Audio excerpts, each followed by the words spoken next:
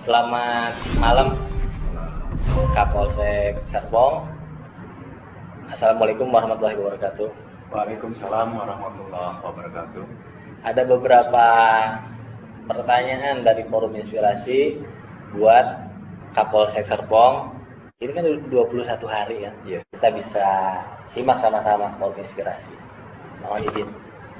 Dalam 21 hari ini saya merasakan begitu pengalaman yang sangat indah. Tantangan yang berat, ya. Tapi ketika tantangan itu kita hadapi, ketika permasalahan itu kita hadapi dengan ilmu yang sudah kita dapat, baik itu dari pendidikan, baik itu dari alam yang kita belajar dari alam. Dan alhamdulillah, mulai dari hari pertama, saya ingat sekali saya dilantik tanggal 25 Februari, itu tepatnya hari Jumat. Hari pertama saya sudah dihadapkan dengan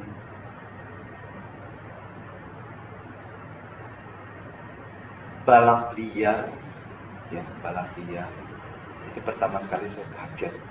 Wah, ternyata jam 2 malam itu benar-benar anak-anak melek dengan bangganya, dengan senangnya di depan rame-rame itu lomba balap liar tanpa ada pengaman, ya. Saya benar-benar kaget. Loh, ternyata begini ya anak-anak kita, ya. Orang tuanya kemana? Orang tuanya kok bisa ya melepas anak-anaknya itu? Makanya disitulah kami, alhamdulillah, malam itu langsung bergerak. Jumat malam saya ingat pertama sekali kita kondusifkan dengan cara kita, dengan cara saya mencoba masuk ke dalam mereka. Kalian masih perlu pembinaan, kalian masih perlu pengawasan. Jadi tolong anak-anak, sekarang saya minta kalian harus keluar, harus pergi. Dan alhamdulillah dengan persuasif, ya, dengan persuasif saya, dengan saya merasa bapak mereka akhirnya bubar. Dan saat itu memang itu pengalaman pertama saya, ya. Oh, ternyata begini. Hari ketiga. Hari pertama. Ya, hari pertama malam juga. Iya. Dan besoknya saya tanya lagi, apakah masih begini biasanya? Malam minggu iya Pak. Malam minggu ternyata benar. Malam minggu lebih ramai lagi. Tapi itu di perbatasan di alam sutra sana dan Wilayah Serpong. Iya, wilayah Serpong, tapi itu berbatasan dengan Tangerang Kota. Sampai jam 6 pagi kami nongkrong di sana. Kami tunggu mereka di sana. Artinya kami ingin memastikan bahwasanya mereka itu aman di sana.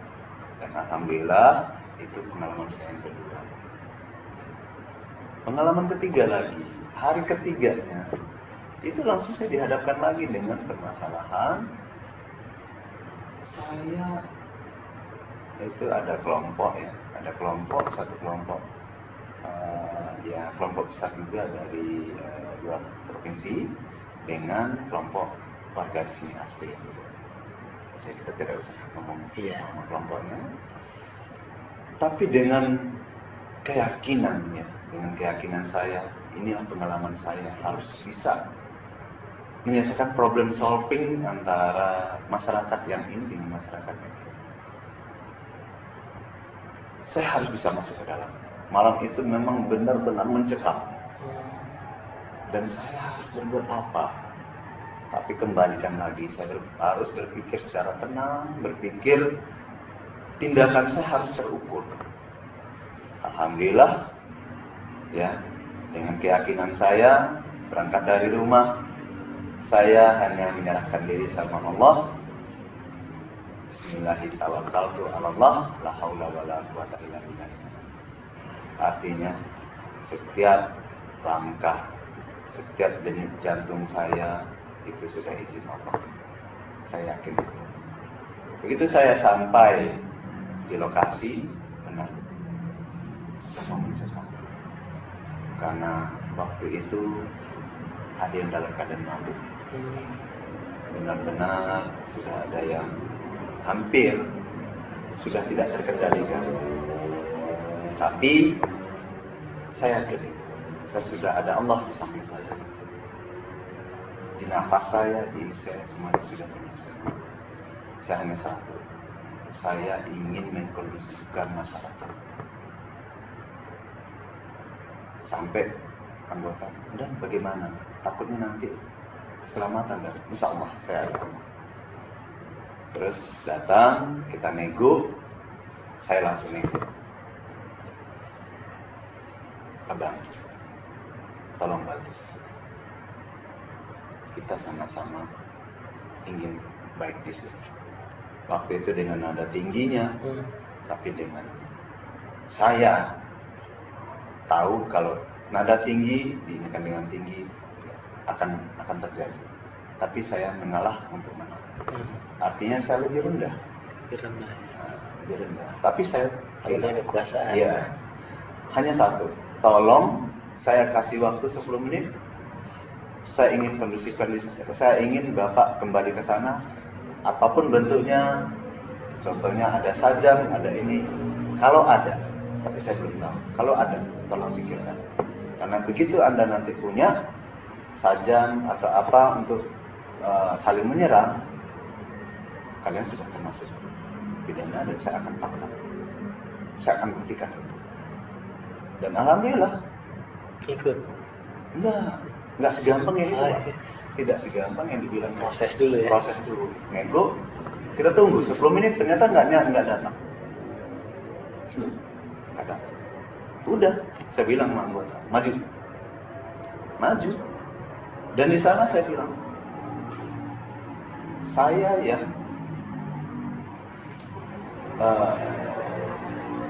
saya pemandunya. Saya instruksi dari saya semua. Saya atur, saya masuk ke dalam satu gang, saya atur semuanya, cara bertindaknya saya. Itu pun memang benar-benar ada sekitar 200 itu dengan mabuk, dengan ini. Ya. Tapi alhamdulillah, saya yakin bahwa Allah ada sama saya. Allah ada sama saya. Saya kondusifkan itu, saya back semua yang tidak boleh ada orang luar masuk. Saya masuk ke dalam mereka. Saya bilang, kita semua bersaudara. Oh, itu marah mereka. Marah. Kenapa? Loh, kamu siapa? Saya Kapolsek sini. Saya Kapolsek Serpong. Loh, kalau nanti mereka menyerang gimana? Saya jaminan. Dan saya masuk ke dalam mereka. Yang lagi mabuk, saya masuk. Tapi dengan keyakinan saya punya Allah, masuk. Udah. Dan di situ saya sengaja memang. Saya kembalikan lagi. Kuat waktu itu, saya tunggu sampai jam 4. Akhirnya kondusif ya. Kondusif. Tapi karena melihat ini tidak bisa selesai di situ, akhirnya alhamdulillah pimpinan saya datang jam 4 subuh. Dan lihat perkembangan, kita takut jangan sampai terjadi ini benturan, dibantulah sama pasukan, tambahan pasukan. Dan alhamdulillah kita bisa nego sampai pagi, dan besoknya kita ajak untuk diselesaikan di Polsek. Saya mediasi di sini. Oh, di sini ya. Saya mediasi. Akhirnya alhamdulillah sudah ketawa-ketawa lagi. Gitu doang ya. Enak. Dan alhamdulillah ada satu kelompok, memang dia katanya baru kali ini juga saya bisa teduh sama Kapolsek. Artinya Pak Kapolsek, saya akan bantu semua kerugian. Ya, begitu mereka. Ya, dan dibantu semuanya clear. Sampai saya diundang di paguyuban mereka, di ketua mereka. Kedua belah pihak ngundang? Ya. Luar biasa. saya ya disambut, disenangi, ya itulah yang membuat saya sampai sekarang percaya diri.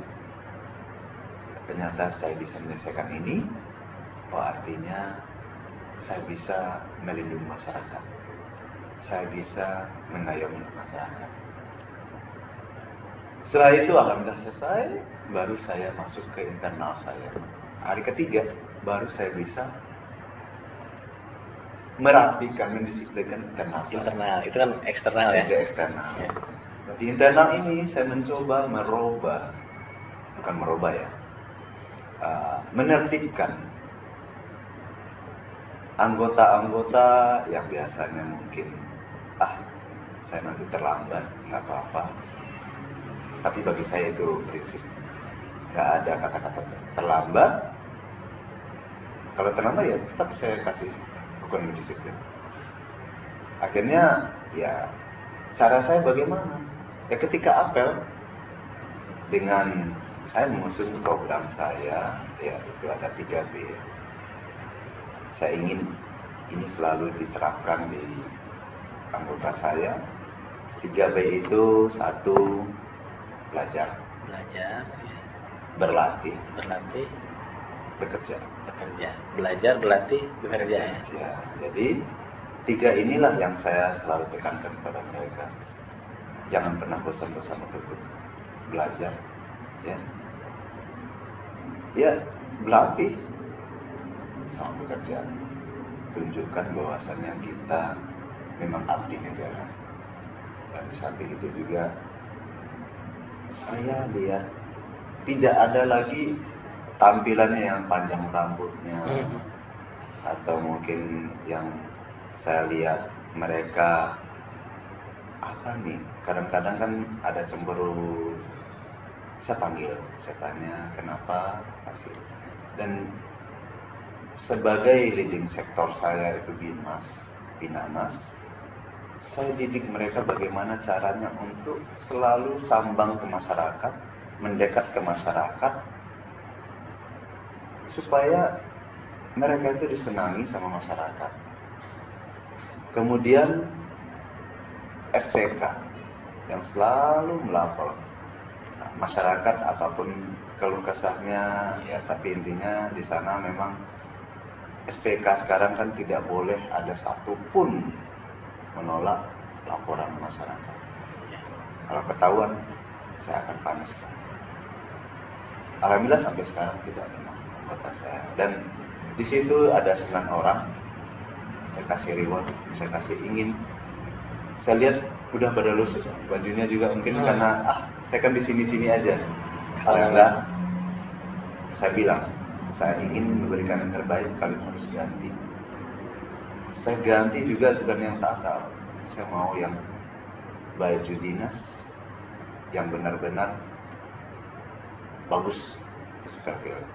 Sekarang lagi dijahit, mudah-mudahan besok saya ini kan sudah jadi. Itu mereka 9 orang, yang provos yang di bawah saya, ada humas, ada CEO. Jadi mereka itu saya berikan yang terbaik. Nggak usah kalian mikir biaya, yang penting mereka tampilannya bagus, apa-apa. Dan di situ juga alhamdulillah sudah bagus. Dan kembali lagi, saya satu motor saya milik mereka, mereka milik saya. Artinya apa? Kebersamaan adalah segala-galanya buat saya. Jadi saya tidak terlalu membatasi, ini siapa. Sama nanti juga ke masyarakat. Mau dia pejabat, mau dia tukang kebun, mau ini bagi saya tetap sama. Saya akan layani siapapun itu. Nah, terutama sekali di internal tadi, saya membuat sistem setiap pagi harus kumpul kopi pagi. Setiap pagi harus setelah apel semuanya saya kumpulkan di depan tadi, Bapak sendiri di depan rumah Kapolsek. Kalau yang melanggar, misalkan beli gimana? Iya, kalau dia beli di luar langsung saya ambil, saya tangkap.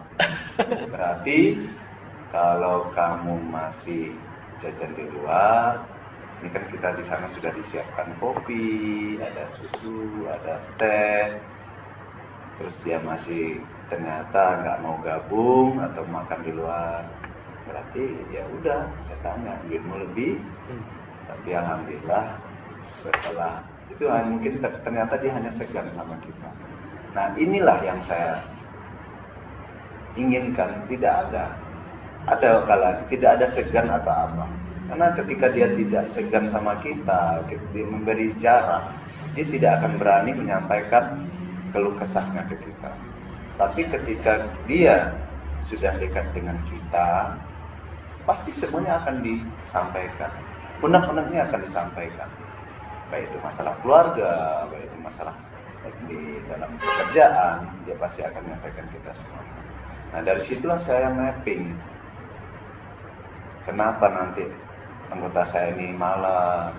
Setiap hari kopi morning itu? Setiap hari. Setiap pagi ya? Kita siapkan. Sampai sekarang ya? Sampai sekarang. Rencananya sampai kapan? Sampai saya berakhir. Biasa. Jadi saya tetap itulah wujud kasih sayang saya sama mereka.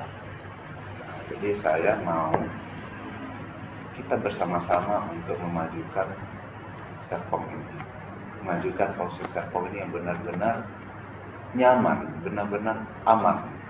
Jadi setiap orang yang datang ke Serpong merasakan keamanan, merasakan kenyamanan. Jadi jauh dari kriminalitas dan melihat tampilan nanti Polsek Serpong yang humanis, polisi yang menolong. Jadi orang akan senang. Buktinya alhamdulillah, jangankan anggota, jangankan ini, alhamdulillah warga sekitar sekarang Ada malam warga juga? ya, warga saya persilahkan untuk datang ke sini untuk bersama-sama, ayo kita ngopi, ayo kita ini. Jadi saya juga tahu apa permasalahan mereka di lingkungan. Contohnya kemarin, Pak, ini. Kita langsung tindak lanjuti. Nah, insya Allah saya bilang saya nanti akan ada program subuh keliling dan Jumat keliling. Jadi setiap Jumat, ya kalau Bapak nanti istilahnya mau Jumatan di sini, ya mungkin ya jarang lah saya nanti. Saya Jumat pertama di sini, Jumat pertama. Tapi Jumat kedua kemarin di Pakulonan. Nah, Jumat ketiga besok Jumat, mungkin saya akan pindah lagi.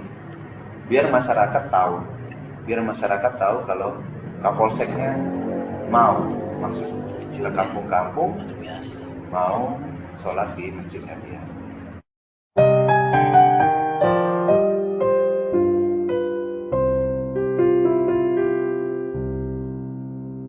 Siapa yang menginspirasi Bapak Kapolsek atau seorang tokoh atau siapapun dari mulai masuk anggota kepolisian sampai saat ini?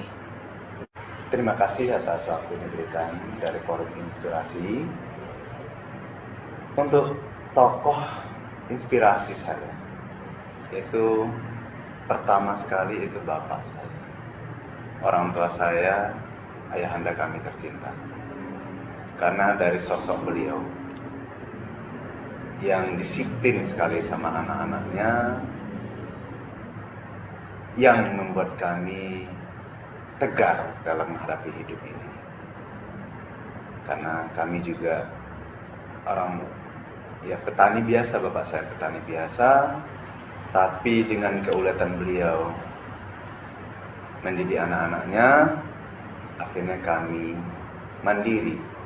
Itu dari 7 bersaudara, alhamdulillah semuanya berhasil, termasuk mulai dari kakak saya yang jadi bidan, adik-adik saya, kakak saya juga usaha. Alhamdulillah berkat disiplin dari bapak, kami bisa seperti sekarang. Dan dari SD, dari kecil kami dididik untuk mencari hidup sendiri. Jadi bukan langsung beliau manjakan, tapi beliau memang memberikan kami disiplin untuk bisa mandiri. Makanya sampai kami di akhir hayat beliau juga kemarin tahun 2020, beliau 2020 Januari meninggal. Akhirnya sampai mau di akhir hayatnya juga masih mengingatkan kepada kami bahwasanya selalu hidup di masyarakat, hidup bersosial, dan selalu membantu orang lain. Nah, itu yang menjadi kami inspirasi buat kami untuk selalu memberikan yang terbaik, pelayanan terbaik. Apalagi sekarang saya sebagai Kapolsek Serpong, kami ingin memberikan, mewakafkan hidup kami untuk masyarakat. Dan yang tokoh yang kedua, karena tadi ditanya tokoh yang kedua, inspirasi kami itu ada Kompol Usman dari Solo. Awal sekali kami ketemu di halte di depan kantor Gubernur Sumatera Barat. Dan saya tidak pernah berpikir jadi polisi. Kenapa? Karena dari kecil cita-cita saya sebagai pamong praja bukan jadi polisi. Tapi itulah namanya takdir, qadarullah. Ketika bertemu dengan Kolonel Bur, waktu itu beliau masih pangkat mayor, Mayor Usman, dan sekarang sudah almarhum. Saya bertemu di halte depan kantor Gubernur Sumatera Barat. Waktu itu alhamdulillah memang kami nilai SMA kami, NEM kami waktu itu termasuk yang paling tinggi juga di sekolah. Namun karena keterbatasan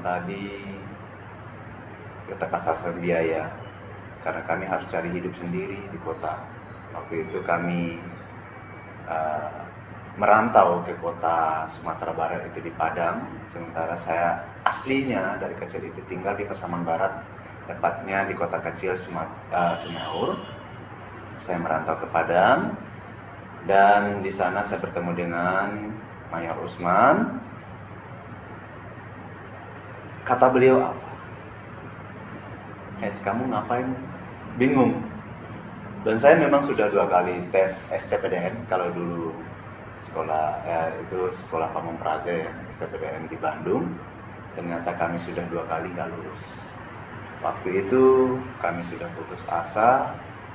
Namun itulah Allah mungkin berikan jalan terbaik. Mayor Usman menawarkan kepada kami untuk ikut tes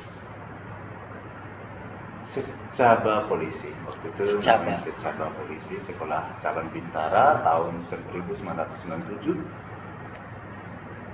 Dan beliau juga mengatakan dan melihat nilai saya yang cukup tinggi. Waktu itu di Sumatera Barat, saya setelah mendaftar nomor 2 tertinggi. Tepatnya nilai NEM kami itu 7 rata-rata waktu itu. Saya malah ditawarkan untuk masuk Akpol. Tapi saya bilang, saya nggak mau yang tinggi-tinggi. Ini saja kalau dapat pun alhamdulillah Pak. Tapi saya juga nggak mungkin, karena saya tidak ada keluarga polisi. Saya dengan yakin nggak akan lulus Pak. Dan hari itu juga, hari terakhir pendaftaran, saya ingat hari Jumat, beliau mengatakan, kamu mau daftar? Kalau kamu mau daftar, ayo. Saya daftarkan, dan beliau memang sebagai panitia penerimaan. Dan saya ingat itu nomor saya juga nomor terakhir. Nomornya 1229. 1229. Itu nomor terakhir waktu itu. Namun alhamdulillah saya bisa diterima, daftar. Tapi ada satu, setiap saya tes, saya selalu dipisahkan. Karena saya sudah termasuk talent scouting, karena nilai nomor 2 tertinggi waktu itu. Alhamdulillah dengan izin Allah kami bisa diterima sejak tahun 1997-1998. Itu kami diterima sebagai Secaba ya, waktu itu Secaba. sejak BP Kapolri tahun 1997-1998. Dan sejak itu juga alhamdulillah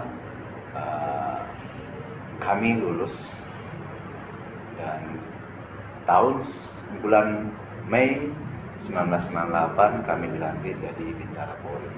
Artinya semenjak itu saya mulai berpikir untuk bagaimana saya harus merubah nasib, bagaimana harus maju.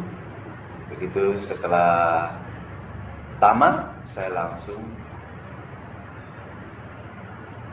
mintanya tidak muluk-muluk, Pak. Saya hanya satu, saya ingin kuliah. Karena dengan kuliah ini saya bisa mengejar cita-cita saya. Karena dari dulu memang saya suka belajar. Dan alhamdulillah 4 tahun saya selesaikan kuliah, tepatnya di Universitas Eka Sakti di Padang. Dan berjalan dengan waktu, tahun 2007 kami lulus secapa Polri, tepatnya angkatan 34. Saya baru 9 tahun dinas. Dan alhamdulillah saya juga talent scouting, karena saya 9 tahun juga langsung bisa masuk secapa. Berarti suatu alhamdulillah itu yang sangat saya syukuri. Baru saya sendiri yang masuk secapa seluruh. Rating saya 98 itu. Karena saya duluan pangkat setahun lebih dulu dari teman-teman. Dan setelah itu ternyata kami tidak dikembalikan ke Padang, tamat secapa. Tapi kami dipindah tugaskan ke luar provinsi Sumatera Barat. Karena waktu itu kami juga junior, akhirnya kami dipindahkan ke Bengkulu. Tepatnya tahun 2007 kami masuk Bengkulu, dan di Bengkulu juga begitu banyak tantangan karena saya dapat dinas di Brimob Polda Bengkulu. Berselang waktu juga ya, karena mungkin tugas ya, alhamdulillah 2011 kami pindah ke Mabes Polri, karena waktu itu Mabes Polri butuh untuk tenaga keuangan juga. Dan kebetulan waktu di Bengkulu kami mengambil S2 kami, menyelesaikan S2. Jadi saya tidak hanya puas dengan S1 saya harus mengambil S2, tepatnya di Universitas Bengkulu. Saya ngambil negeri. Di sana saya kuliah memang sungguh-sungguh, ngambil jurusan manajemen keuangan publik. Alhamdulillah di sana saya bertekad saya ingin lulus terbaik. Dan alhamdulillah di UNIP itu, di S2 saya dapat cum laude dengan lulus pujian. Lulus pujian saya di S2. Dan memang keinginan saya ke Jakarta juga ingin meningkatkan sekolah saya S3. Namun karena kesibukan kemarin sampai sekarang belum terwujud. Tapi insya Allah dalam waktu dekat saya akan mengambil S3 saya. Dan alhamdulillah juga sampai sekarang ya, dari sana saya pindah ke Jakarta 2011 ya, 2011, dan sekarang sudah 10 tahun saya ke Jakarta dinas di Itwasum Polri, Inspektorat Pengawasan Umum.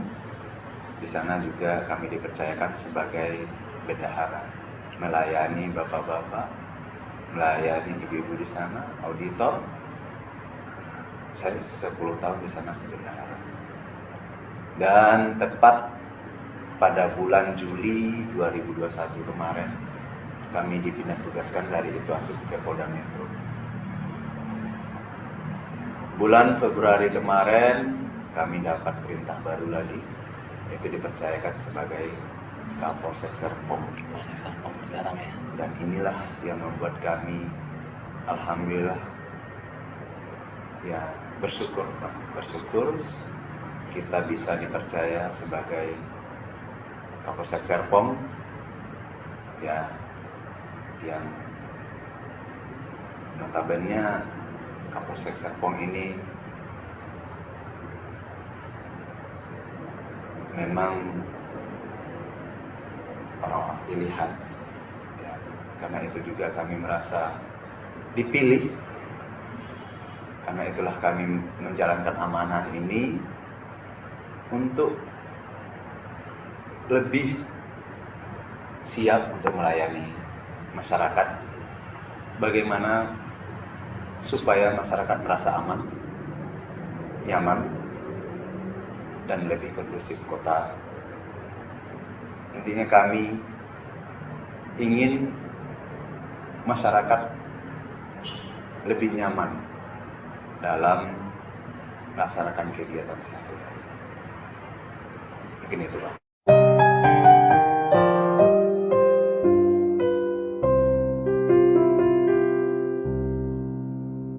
Terima kasih Pak Kapolsek. Pesan-pesannya apa? Pesan-pesannya yang pasti kami minta kepada orang tua untuk selalu mengawasi anaknya, karena kami lihat di sini rata-rata kejahatan itu, apalagi malam hari, itu anak-anak yang masih SMP ya, SMA, terus dikasih motor untuk balap liar malam, untuk nongkrong-nongkrong malam ya. Jadi kami harapkan orang tua lebih memperhatikan anaknya. Paling telat itu harusnya anak-anak malam itu paling terlambat masuk rumah itu jam 9 malam. Nah, ini yang kami lihat perkembangan sekarang ini, kurang pengawasan dari orang tua. Akhirnya yang kita dapatkan di lapangan itu anak-anak baru gede ya, ABG yang kadang-kadang bonceng 3, kadang-kadang mau nggak pakai helm. Nah ini kadang-kadang begitu melihat mobil patroli kita, mereka langsung kadang-kadang bingung. Nah disitulah banyak yang buat mereka panik, ya panik, dan akhirnya nggak terkontrol. Akhirnya apa? Kecelakaan. Terus pesan yang kedua, saya harapkan RT, RW, lingkungannya bisa dijaga. Ya, siapa lagi yang menjaga kalau bukan lingkungan itu sendiri. Malam sebelum tidur perhatikan lagi kunci pagar, perhatikan lagi, mungkin yang paling ini untuk kenyamanan, untuk keamanan, listrik, kompor harus perhatikan. Dan intinya kita sama-sama menjaga keamanan dan kondisivitas masyarakat. Itu saja. Terima kasih Bapak Kapolsek. Sekian dari Forum Inspirasi. Assalamualaikum warahmatullahi wabarakatuh.